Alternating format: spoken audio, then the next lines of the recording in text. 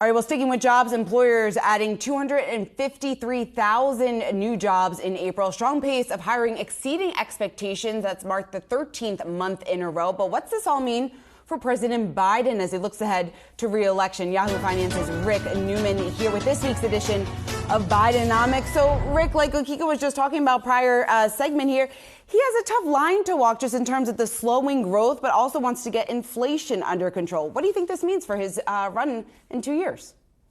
A great jobs report for President Biden today. Obviously, employment is slowing. That's what everybody expects, and that's actually what the Federal Reserve is trying to do. And we are going to get the next inflation report next week. And most economists are saying they expect the continued downward trend in inflation. So that's all going the right direction. I actually think the bigger developments this week were what we have seen with regard to regional banks. I mean, we had this failure and then takeover of First Republic on Monday, and you had regulators and you had bankers, including the leaders of some of the largest banks in the country, saying that's it. The problem is over. And markets did not believe them. And we saw this ongoing sell-off of regional banks, and then something of a recovery late in the week today. But there's a real problem going on here. I was out at the Milken Institute Global Conference in Los Angeles this week. Akiko, I saw you there for a hot second.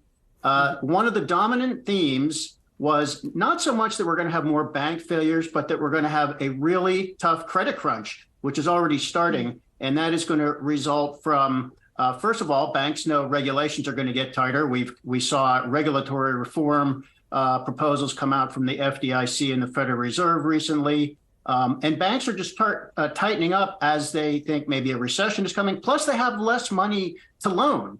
Now, I don't think anybody knows how severe this credit crunch is going to be.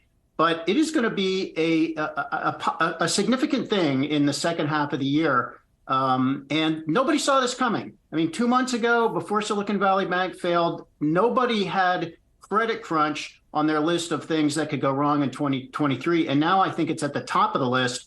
So that makes me worry about where we're headed with the economy.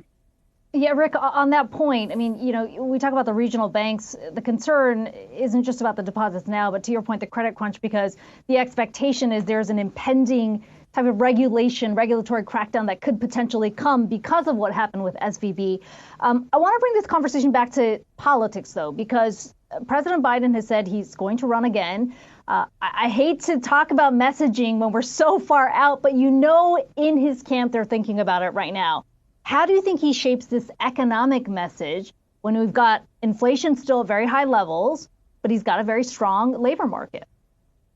I think you accentuate the positive. I mean, there's no way you're going to hear President Biden or probably any incumbent president say, well, things are okay right now, but be ready for doom in the future. The way I'm saying it, I'm not running for election for anything, and I'm not responsible for stewardship of the economy. President Biden is. So he's going to accentuate the positive, and the balancing act there is you want people to know the good things that are happening. And that's arguably been a problem for President Biden. I mean, we've had an extraordinarily strong labor market during his presidency, and yet consistently we've had confidence levels at recessionary levels. That's a bit of a puzzle. People are bummed out and they think the economy is much worse than it is on paper. So if you're Biden, you have to accentuate the positive. But when people are feeling pain, you have to acknowledge that. He's been trying to do that. I mean, he keeps saying, that's part of his slogan, finish the job. Part of finishing the job is get inflation under control. So that is the message we're going to hear from him. He's going to have a problem if the economy really does hit the skids and we finally get this recession that some people have been predicting seemingly forever, which could come by the end of this year or maybe the beginning of next year.